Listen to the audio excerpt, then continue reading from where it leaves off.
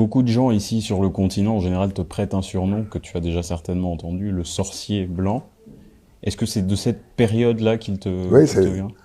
moi j'aime pas le sorcier blanc, c'est pour ça que le livre que j'ai écrit, j'ai refusé qu'il y ait une nuance racisante et que je l'ai appelé le sorcier blond. Il y avait toujours dans la délégation officiellement des marabouts, un féticheur, qui étaient partie intégrante de la délégation, qui touchaient les primes comme les joueurs et tout. J'ai dit donc, moi je veux pas de tous ces gens-là avec moi.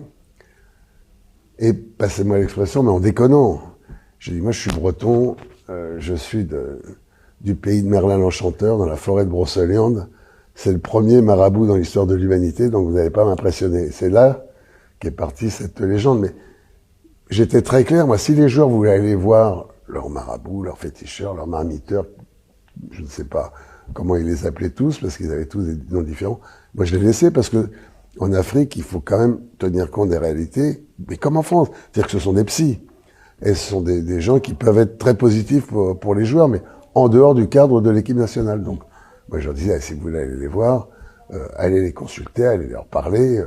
Il n'y a absolument aucun problème, mais ils ne peuvent pas faire partie intégrante d'une équipe nationale.